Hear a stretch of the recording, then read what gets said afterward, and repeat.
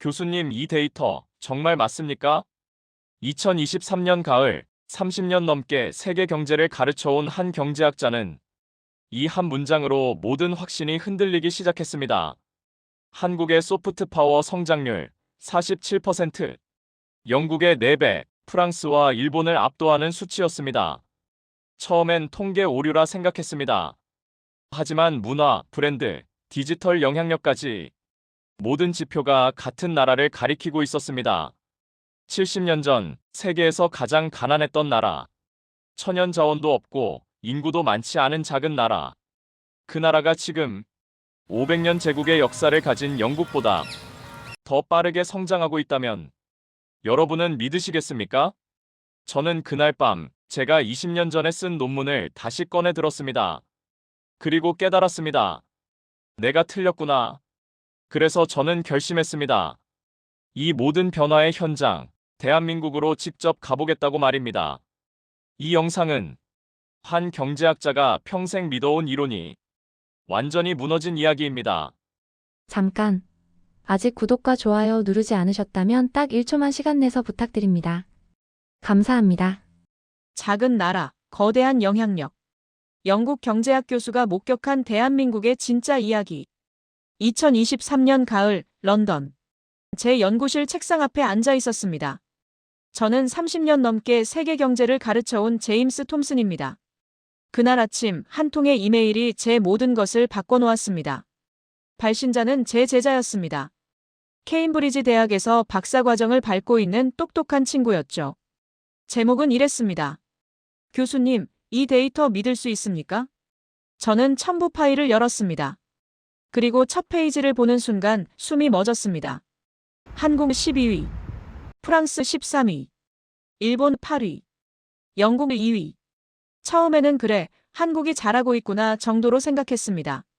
하지만 다음 페이지를 넘기는 순간 저는 의자에서 벌떡 일어났습니다. 지난 5년간 소프트 파워 성장률. 한국 47%, 영국 12%, 프랑스 8%, 일본 3%. 한국의 성장률이 우리 영국의 거의 4배였습니다. 저는 다시 앉아서 그래프를 자세히 들여다봤습니다. 이건 단순한 통계 오류가 아니었습니다. 모든 지표가 같은 방향을 가리키고 있었습니다. 문화 영향력, 브랜드 가치, 글로벌 인지도, 디지털 혁신. 한국이 무섭게 올라오고 있었습니다. 70년 전까지만 해도 세계에서 가장 가난했던 나라. 1인당 국민소득이 인도보다 낮았던 나라. 천년자원 하나 없는 반도 국가. 인구 5천만의 작은 나라. 그 나라가 지금 대영제국 500년 문화 전통의 나라인 우리 영국보다 4배 빠른 속도로 성장하고 있었습니다. 저는 그날 밤 잠을 이룰 수 없었습니다.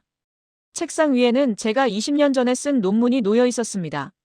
제목, 자원 빈국의 경제적 한계. 그 논문에서 저는 이렇게 주장했습니다.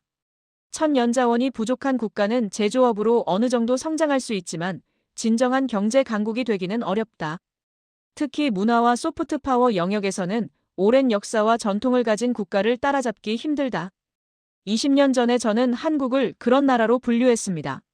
하지만 지금 한국은 그 모든 예측을 완전히 뒤엎고 있었습니다. 다음 날 아침 저는 결심했습니다. 직접 가서 확인하겠어. 그렇게 저는 6개월 동안 한국에 살기로 했습니다. 휴직계를 내고 비행기 티켓을 끊었습니다. 그리고 그곳에서 제가 발견한 것은 제가 평생 배워온 경제학 이론이 틀렸다는 것이었습니다. 아니, 정확히 말하면 21세기에는 더 이상 작동하지 않는다는 것이었습니다. 일부 런던에서 들려온 신호들. 사실 그 이메일을 받기 몇 달 전부터 이상한 신호들이 있었습니다. 2023년 봄, 저는 런던 증권거래소 근처의 한 펍에서 오랜 친구를 만났습니다. 그는 골드만삭스에서 20년 넘게 일한 펀드 매니저였습니다. 우리는 한 달에 한 번씩 만나 맥주를 마시며 세계 경제에 대해 이야기하곤 했습니다. 그날도 평소처럼 기네스를 주문하고 자리에 앉았습니다. 제임스, 자네 요즘 한국 주식 보나? 아니, 왜? 무슨 일 있어? 그가 웃으며 말했습니다. 우리 펀드에서 한국 비중을 2배로 늘렸네. 일본보다 높아. 저는 맥주잔을 내려놓았습니다. 잠깐, 일본보다. 일본은 세계 3위 경제대국인데. 그래, 근데 성장률을 보게. 일본은 1%, 한국은 2% 후반이야. 그것보다 더 중요한 건 그는 목소리를 낮췄습니다. 문화산업이야. 엔터테인먼트, 게임, 화장품. 이 분야에서 한국은 완전히 다른 차원이야. 저는 고개를 갸우뚱했습니다. 문화산업? 그게 국가 경제에 얼마나 영향을 주겠어? 친구는 진지한 표정으로 대답했습니다. 제임스, 자네 아직도 구시대 경제학을 가르치는구만. 이제는 문화가 돈이야. BTS라는 그룹 하나가 영국 방산업체 몇 개 합친 것보다 수출을 많이 해. 저는 믿을 수 없다는 표정을 지었습니다. 가수 7명이 방산업체보다 많이 번다고? 그게 끝이 아니야. 넷플릭스 보나? 작년 전 세계에서 가장 많이 본 시리즈가 오징어 게임이었어. 한국 드라마야. 1억 1천만 가구가 봤어. 이게 어떤 의미인지 알아? 저는 조용히 듣고만 있었습니다. 친구는 계속 말했습니다. 그 드라마 하나 때문에 한국 관광객이 30% 늘었어. 한국어 배우는 사람들이 급증했고, 한국 화장품, 한국 음식, 한국 패션. 모든 게 덩달아 팔려나갔어. 이게 바로 소프트 파워야. 저는 그날 밤 집에 돌아와 데이터를 찾기 시작했습니다. 컴퓨터 앞에 앉아 여러 보고서를 뒤졌습니다. 2022년 기준 한국 콘텐츠 산업 수출액은 134억 달러였습니다. 이건 한국 반도체 수출의 약 4분의 1 수준이었습니다. 반도체가 한국의 주력 산업인 걸 생각하면 엄청난 수치였습니다. 더 놀라운 건 성장률이었습니다. 지난 5년간 연평균 20%씩 성장하고 있었습니다. 반도체 산업이 연 57% 성장하는 것과 비교하면 거의 3배 빠른 속도였습니다. 저는 모니터를 보며 중얼거렸습니다. 이건 단순한 유행이 아니야. 이건 구조적 변화야. 2023년 가을, 저는 글로벌 경제 트렌드 수업을 진행하고 있었습니다.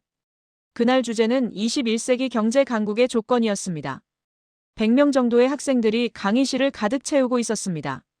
저는 칠판에 전통적인 경제 강국의 조건들을 적었습니다. 넓은 영토, 풍부한 자원, 거대한 인구, 강력한 제조업, 금융 중심지.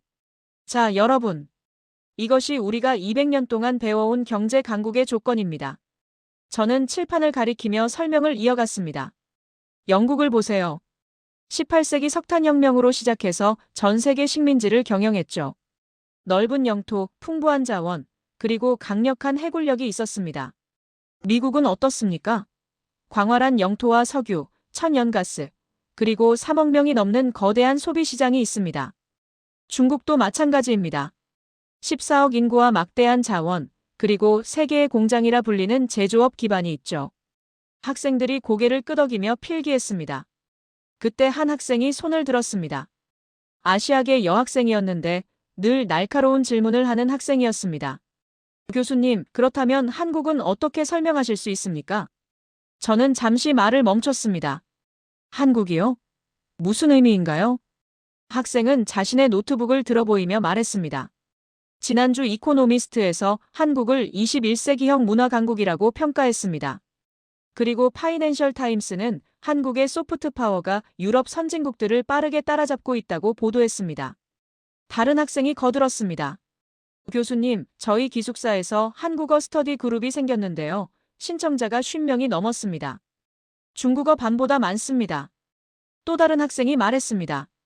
제 여동생은 런던에서 K-팝 댄스 학원을 다닙니다. 한 달 수강료가 200파운드인데도 대기자가 있답니다. 참고로 제 여동생은 13살입니다. 저는 조금 당황했습니다. 그건 문화 현상이고 우리가 오늘 다룰 경제학과는 조금 다른 이야기입니다. 문화는 소프트한 영역이고 경제는 하드한 영역이니까요. 그때 제일 앞자리에 앉은 한 학생이 조용히 말했습니다. 중국계 학생이었는데 늘 침착하고 논리적인 친구였습니다. 교수님, 문화가 곧 경제 아닙니까? 교실이 조용해졌습니다. 저는 그 학생을 바라봤습니다. 계속 말해보세요. 학생은 침착하게 설명하기 시작했습니다. 넷플릭스는 한국 콘텐츠에 지난 3년간 10억 달러 이상을 투자했습니다. 스포티파이에서 K-팝 재생 횟수는 전체의 15%를 차지합니다. 유튜브 글로벌 조회수 상위 100개 중 30개가 한국 콘텐츠입니다. 학생은 잠시 숨을 고르고 말을 이었습니다. 이건 단순한 문화 현상이 아닙니다. 이건 거대한 경제 생태계입니다. 음악, 드라마, 영화, 게임, 화장품, 패션, 음식까지 모두 연결되어 있습니다. 한 사람이 BTS를 좋아하게 되면 그 사람은 한국 드라마를 보고 한국 화장품을 사고 한국 음식을 먹고 한국어를 배우고 결국 한국을 방문합니다. 이게 바로 소프트 파워의 경제적 가치입니다. 저는 할 말을 잃었습니다. 학생의 말이 맞았습니다. 그리고 그 순간 저는 깨달았습니다. 제가 지금까지 가르쳐온 경제학이 불완전하다는 것을요. 2부 서울에서 발견한 완벽함의 시스템 830-1500. 화면 인천공항 착륙 2024년 봄. 2024년 4월. 저는 인천공항에 도착했습니다. 비행시간은 11시간이었습니다. 런던에서 이륙할 때만 해도 저는 회의적이었습니다. 정말 한국이 그렇게 특별할까? 하지만 공항에서부터 놀라움의 연속이었습니다. 히드로 공항과 비교하면 모든 게 달랐습니다. 입국 심사는 거의 자동화되어 있었습니다. 여권을 기계에 대면 얼굴 인식으로 3초 만에 통과했습니다. 히드로에서는 평균 20분은 기다려야 하는데 말이죠. 수화물을 찾는 데는 10분도 걸리지 않았습니다. 컨베이어 벨트가 빠르고 효율적으로 돌아가고 있었습니다. 그리고 공항철도 5분 간격으로 운행되고 있었습니다. 런던 히드로 익스프레스는 15분 간격인데 말이죠. 공항 곳곳에서 K-팝 음악이 흘러나왔습니다. 면세점을 지나가는데 눈길을 끄는 광경이 있었습니다. 화면 면세점 화장품 코너. 설화수 후, 아모레 퍼시픽. 한국 화장품 브랜드들이 샤넬, 디올, 에스티로더와 나란히 진열되어 있었습니다. 아니, 더 큰 면적을 차지하고 있었습니다. 중국인 관광객 몇 명이 한국 화장품을 쇼핑카트에 가득 담고 있었습니다. 저는 한 중국인 여성에게 말을 걸었습니다. 실례지만 왜 한국 화장품을 그렇게 많이 사시나요? 그녀는 유창한 영어로 대답했습니다. 한국 화장품이 품질이 좋고 가격도 합리적이에요. 그리고 중국에서 사는 것보다 여기서 사는 게 더 싸요. 저는 상하이에서 왔는데 제 친구들한테 부탁받은 것도 있어요. 얼마나 사실 건가요? 한 50만 원어치요. 한국 돈으로요. 50만 원이면 약 350파운드였습니다. 한 사람이 화장품에 350파운드를. 화면 공항철도 마이너스 서울역으로. 공항철도를 타고 서울로 향했습니다. 차창 밖으로 보이는 풍경이 인상적이었습니다. 현대적인 고층 빌딩들, 깔끔하게 정비된 도로, 빠르게 움직이는 사람들. 40분 만에 서울역에 도착했습니다. 히드로에서 런던 시내까지 가는 것보다 빨랐습니다. 서울역에서 지하철을 탔습니다. 지하철 안은 조용했습니다. 런던 지하철처럼 시끄럽지 않았습니다. 모든 사람들이 스마트폰을 보고 있었습니다. 어떤 사람은 드라마를 보고, 어떤 사람은 게임을 하고, 어떤 사람은 웹툰을 읽고 있었습니다.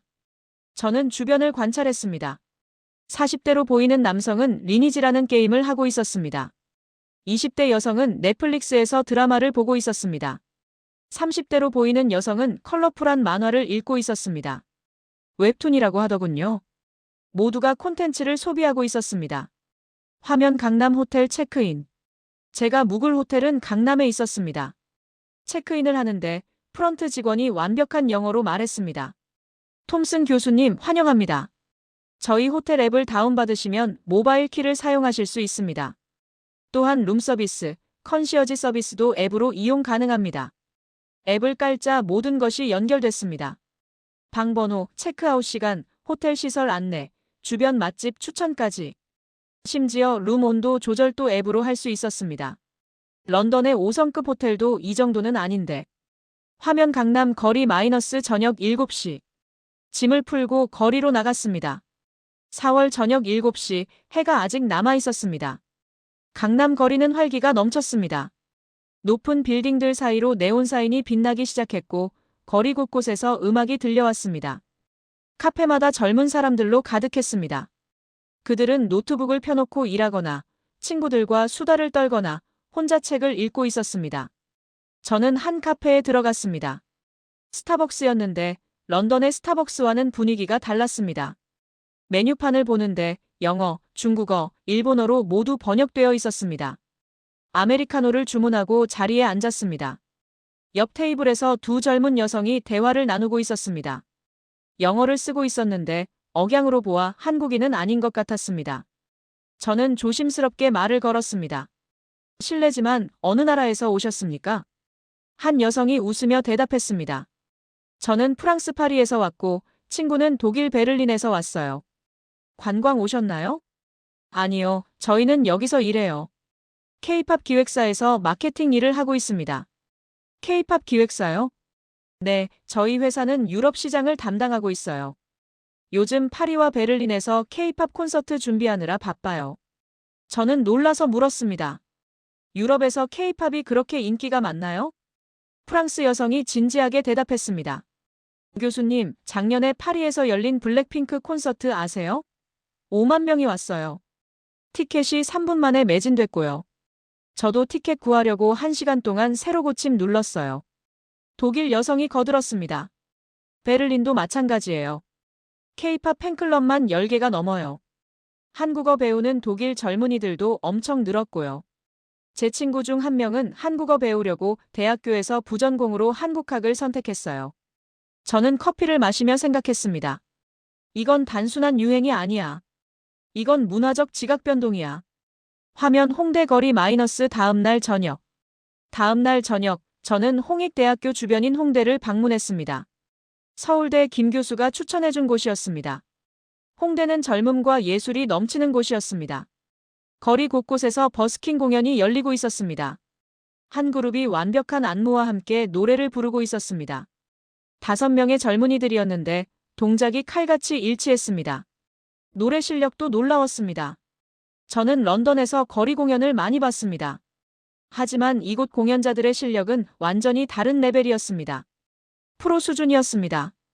주변에는 수십 명의 구경꾼이 모여 있었고 스마트폰으로 영상을 찍고 있었습니다. 공연이 끝나고 저는 그들에게 다가갔습니다. 정말 훌륭한 공연이었습니다. 전문 가수들인가요? 한 멤버가 웃으며 대답했습니다. 아니요, 저희는 아직 연습생이에요. 연습생이요? 네, 저희는 작은 기획사 소속인데 데뷔 준비 중이에요. 매일 평일에는 8시간씩 연습하고 주말에는 이렇게 거리 공연을 해요. 실전 경험도 쌓고 팬분들 반응도 보려고요. 얼마나 오래 연습하셨습니까?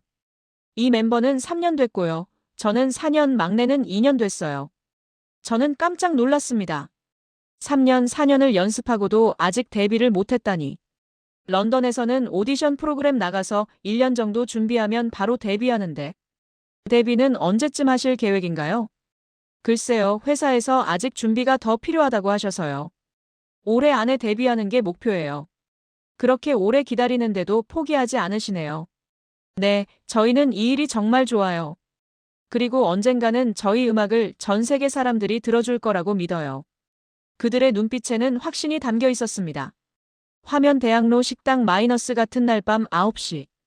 그날 밤, 저는 서울대학교에서 문화 콘텐츠학을 가르치는 김 교수를 만났습니다.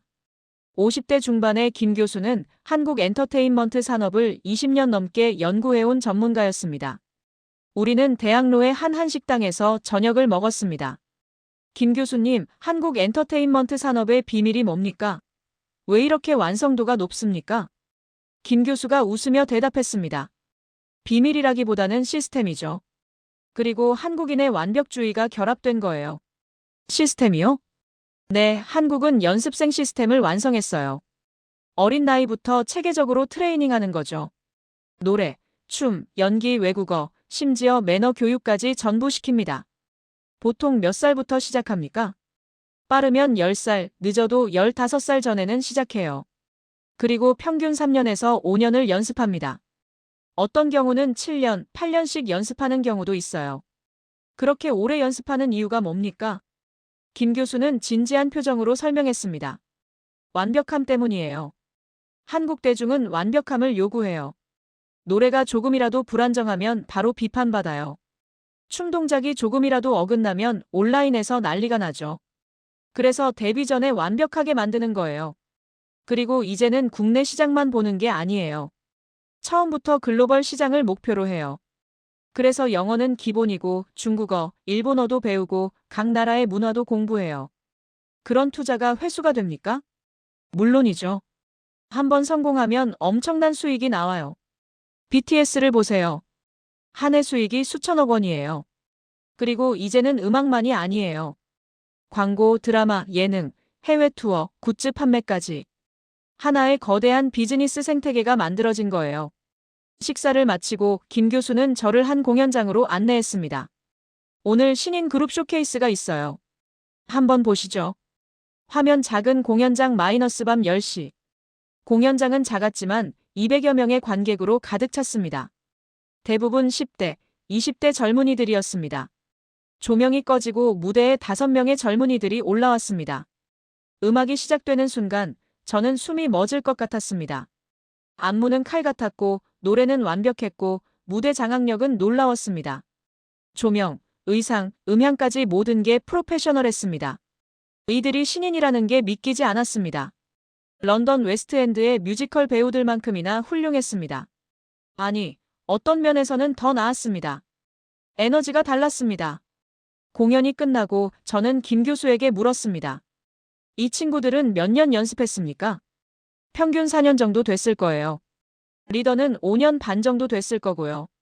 그렇게 오래 투자하고도 성공을 보장받지 못한다니 위험하지 않습니까? 김 교수가 대답했습니다. 물론 위험하죠. 하지만 그게 한국식이에요. 완벽하게 준비해서 나가는 거죠. 그래서 실패 확률이 낮아요. 데뷔하는 그룹 중 절반 이상은 어느 정도 성공해요. 저는 그날 밤 호텔로 돌아와 깊은 생각에 잠겼습니다. 영국은 비틀즈를 낳았고 롤링스톤스를 낳았습니다. 하지만 그건 50년, 60년 전 이야기였습니다. 지금 전 세계 젊은이들이 열광하는 건 한국에서 만들어지고 있었습니다. 그리고 이건 우연이 아니었습니다. 철저한 계획과 투자, 그리고 완벽을 향한 시스템의 결과였습니다. 삼부판교에서 본 디지털 DNA 1500-2030. 화면 판교 테크노밸리 마이너스 일주일 후. 서울에서의 일주일이 지나고 저는 판교 테크노밸리를 방문했습니다. 김 교수가 소개해준 게임 회사 임원을 만나기로 한 날이었습니다. 판교로 가는 지하철 안에서 저는 주변 사람들을 관찰했습니다. 30명 정도 되는 승객 중에서 27명이 스마트폰을 보고 있었습니다. 그중 대략 절반이 게임을 하고 있었습니다. 40대로 보이는 남성은 퍼즐 게임을 하고 있었습니다. 20대 여성은 화려한 그래픽의 RPG 게임을 하고 있었습니다. 50대로 보이는 남성은 바둑 게임을 하고 있었습니다. 10대 학생은 리듬 게임을 하고 있었습니다. 모든 연령대가 게임을 하고 있었습니다. 영국에서는 주로 뉴스나 소셜미디어를 보는데 여기는 완전히 달랐습니다. 판교역에 내리자 현대적인 고층 빌딩들이 눈에 들어왔습니다. 네이버, 카카오, NC소프트, 넥슨, 크래프톤. 한국을 대표하는 IT 기업들이 모여 있었습니다. 건물마다 회사 로고가 크게 걸려 있었고 젊은 직장인들이 바쁘게 오가고 있었습니다. 화면 NC소프트 본사 로비. 제가 방문한 곳은 NC소프트 본사였습니다. 로비에 들어서자 거대한 LED 스크린에서 게임 영상이 흘러나왔습니다. 리니지, 블레이드 앤 소울, 아이온. 이 게임들의 그래픽 품질은 할리우드 영화 수준이었습니다. 용이 불을 뿜고 전사들이 칼을 휘두르는 장면은 마치 실사 같았습니다. 안내 데스크에서 제 방문을 확인하고 엘리베이터로 20층을 올라갔습니다. 화면 회의실. 회의실에서 저를 맞이한 사람은 박 이사라는 40대 중반의 남성이었습니다. 그는 15년 넘게 게임 산업에 종사해온 베테랑이었습니다. 명함을 보니 글로벌 사업 본부장이라고 적혀 있었습니다. 톰슨 교수님, 영국에서 오셨다고 들었습니다. 어서 오세요. 감사합니다. 한국 게임 산업에 대해 많은 것을 배우고 싶습니다. 박 이사가 미소를 지으며 말했습니다. 궁금한 게 많으시겠네요. 뭐든 물어보세요. 저는 가장 궁금했던 질문을 꺼냈습니다. 한국 게임이 세계 시장에서 이렇게 강한 이유가 뭡니까? 미국, 일본도 게임 강국인데 한국은 특히 온라인과 모바일에서 압도적이잖아요. 박 이사는 잠시 생각하더니 대답했습니다. 3가지 이유가 있습니다. 그리고 이 3가지가 완벽하게 맞물렸어요. 첫째는 PC방 문화예요. PC방이요? 네, 90년대 후반부터 한국에는 PC방이 폭발적으로 늘어났어요. 1998년 스타크래프트가 나오면서 PC방 붐이 일었죠. 젊은이들이 PC방에 모여서 함께 게임을 했어요. 이게 왜 중요합니까? 박 이사가 설명했습니다. 게임 회사들은 PC방을 살아있는 테스트베드로 활용했어요. 새 게임을 만들면 PC방에 먼저 풀고 유저들의 반응을 실시간으로 확인했죠. 어떤 캐릭터가 인기 있는지, 어떤 아이템이 잘 팔리는지, 어떤 맵이 재미있는지, 어느 시간대에 사람들이 많이 접속하는지. 모든 데이터가 실시간으로 모였어요. 그리고 빠르게 업데이트했어요. 얼마나 빠르게요? 일주일 만에 패치를 내고 한 달 만에 새 콘텐츠를 추가하고 유저들이 불만을 제기하면 3일 안에 수정했어요. 이게 한국 게임의 경쟁력이 된 거예요. 빠른 피드백과 빠른 개선. 미국이나 일본 게임은 어땠습니까? 그들은 패키지 게임 위주였어요. CD를 만들어서 팔면 끝이죠. 업데이트도 1년에 한두 번. 하지만 한국은 온라인 게임이었기 때문에 매일매일 업데이트가 가능했어요. 두 번째 이유는 온라인 게임에 먼저 집중한 거예요. 그리고 이게 가능했던 건 초고속 인터넷 때문이에요. 박 이사는 창밖을 가리키며 말했습니다. 2000년대 초반 한국의 초고속 인터넷 보급률은 세계 1위였어요. 2002년에 이미 70%를 넘었죠. 미국은 그때 30%도 안 됐어요. 그래서 온라인 게임이 가능했던 거죠. 리니지를 보세요. 1998년에 출시됐는데 수십만 명이 동시에 접속해서 게임을 했어요. 당시로서는 혁명적이었죠. 그리고 이 경험이 글로벌 시장으로 확장된 거예요. 중국, 일본, 동남아시아. 이 나라들의 인터넷이 보급되기 시작하자 한국 게임이 바로 들어갔어요. 우리는 이미 5년, 10년 앞서 있었거든요. 세 번째 이유는 모바일 전환의 속도예요. 2010년 스마트폰이 나오자 한국 게임 회사들은 빠르게 모바일로 전환했어요. PC 게임으로 벌어들인 돈을 모바일 게임 개발에 쏟아부었죠. 결과는 어땠습니까? 박 이사가 자랑스럽게 말했습니다. 2023년 기준 한국 모바일 게임의 글로벌 시장 점유율은 약 30%입니다. 리니지 M, 배틀그라운드 모바일, 쿠키런, 서머너즈 워, BTS 월드. 전 세계 게이머들이 한국 게임을 하고 있어요. 특히 미국 앱스토어 매출 순위를 보면 상위 20개 게임 중 78개가 한국 게임이에요. 박 이사는 저를 개발실로 안내했습니다. 넓은 사무실에 수백 명의 개발자들이 컴퓨터 앞에 앉아 있었습니다. 모두 젊었습니다. 대부분 20대 후반에서 30대 초반으로 보였습니다. 우리 회사만 1,500명의 개발자가 있어요. 평균 연령은 32살입니다. 그들은 하루 평균 몇 시간 일합니까? 공식적으로는 9시간이지만 실제로는 10시간 이상 일해요. 하지만 불평하지 않아요. 왜냐하면 박 이사는 잠시 말을 멈췄습니다. 그들은 자신들이 만든 게임을 전 세계 사람들이 즐기는 걸 보니까요. 자신이 디자인한 캐릭터를 뉴욕 사람이 쓰고 자신이 만든 맵에서 파리 사람이 게임하는 거죠. 이게 엄청난 동기부여가 돼요. 저는 고개를 끄덕였습니다. 이게 한국의 힘이구나. 열정과 시스템의 결합. 그리고 글로벌을 향한 야망. 한국에서 보낸 시간 동안 저는 단순히 한 나라의 성장을 본 것이 아니었습니다. 제가 본 것은 문화와 기술, 사람과 시스템이 정교하게 맞물려 움직이는 하나의 완성된 구조였습니다. 공항에서는 효율을, 거리에서는 에너지를, 무대 위에서는 완벽을, 그리고 일상 속에서는 끊임없이 배우고 개선하려는 태도를 보았습니다. 이 모든 것은 우연이 아니었습니다. 오랜 시간 축적된 선택과 훈련, 그리고 세계로 나가겠다는 분명한 방향의 결과였습니다. 한국은 더 이상 작은 나라가 아닙니다. 자원이 없어서 약한 나라도 아니고 역사가 짧아서 불리한 나라도 아닙니다. 오히려 21세기가 요구하는 방식으로 가장 빠르게 진화한 나라였습니다. 저는 경제학자입니다. 그리고 솔직히 말해 이곳에서 제 이론은 여러 번 깨졌습니다. 하지만 동시에 새로운 답을 얻었습니다. 이제 국가는 땅의 크기로 경쟁하지 않습니다. 총과 공장만으로 평가되지도 않습니다. 사람의 역량, 문화의 힘, 시스템의 완성도가 국가의 미래를 결정합니다. 이 영상을 보고 계신 여러분께 한 가지 말씀드리고 싶습니다. 여러분이 살고 있는 이 나라는 이미 세계가 주목하는 실험의 중심에 있습니다. 그리고 그 변화는 지금 이 순간에도 계속되고 있습니다. 이 아름다운 나라 대한민국의 묵묵히 본인의 자리를 지켜오신 여러분이 진정한 영웅입니다. 여기까지 함께 해주셔서 감사합니다. 댓글에 대한민국 최고 부탁드립니다.